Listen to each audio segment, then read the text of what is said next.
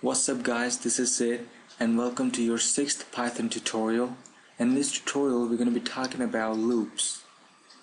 Now often while coding you might find yourself in need to run a code more than once, twice or thrice. Now to do that you have to type all the code again and again and again. But there's an easy way. Loops. Loops make the repetition of code very easy, and there are several types of loops in Python, and we're gonna be studying first the basic one. So let's set first the counter variable, and I'm just gonna set it to none. This is just for initialization. While is a keyword here. Counter is not equal to 0. Again, if you're from programming background, you will be familiar with this. What that means, it means not equal to. So this is universal in programming languages, but in Python you can also use is not. It is also same as not equal to. So I'm going to be using is not 0. And we're going to take an input, we're going to overwrite counter, take an input to something. There you go. Now when we run this code, see what happens. Type 1, enter. It comes again, it's running it again, it's again asking me to input a value. Run it again,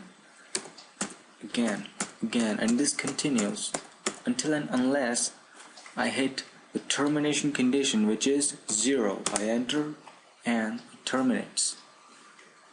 So the loop ends when this condition turns out to be true, to be false.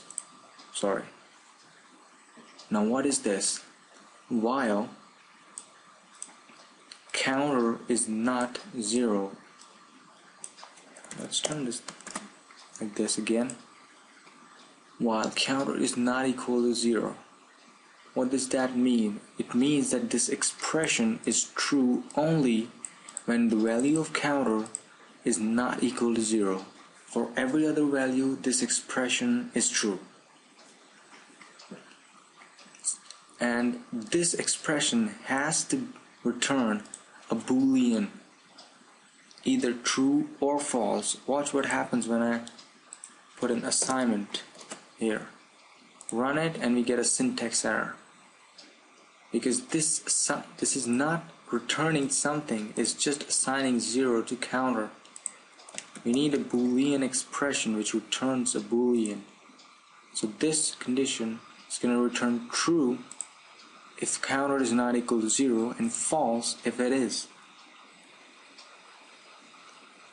That was the while loop. Now let's talk about a little more complicated one, and that is called for loop. Now for loop, first let's create an array, or in Python as we call it, a list. We're going to be talking about list and tuples later in the tutorial, so don't worry about that. Just know that it's a group of characters assigned to one variable, group of values assigned to one variable. So for num in a, you're going to print num. Now what is happening here? Let me first run this. See, 1 through 5. Now what is happening here?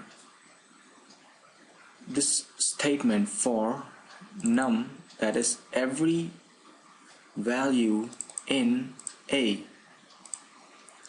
So this whole section is saying that for every value in a, I want you to run this piece of code.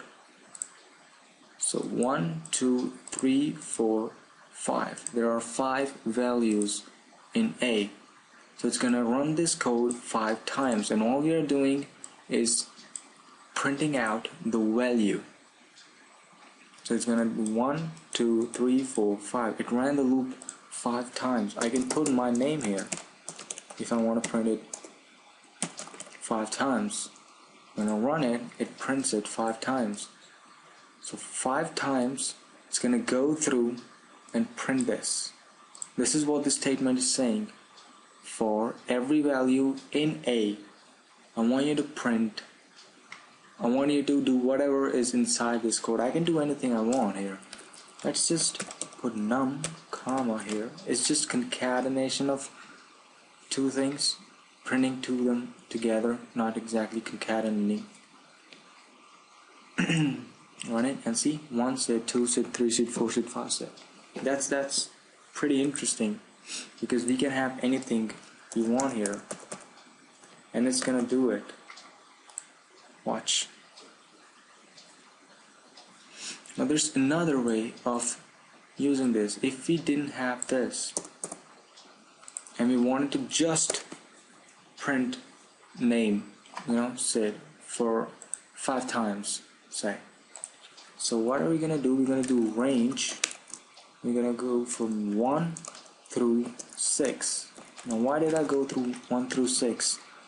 Because range is a function in Python which returns a list, an array, and it includes this number, the lower value in the array, but not the higher value. So I'm gonna get 1, 2, 3, 4, 5, but not 6, and I want to print 5 times.